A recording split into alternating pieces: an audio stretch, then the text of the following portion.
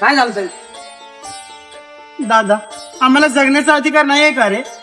फक्त 2 मिनिटं थांबा, मी तुम्हाला सांगतो. चला माझ्यासोबत, चला चला.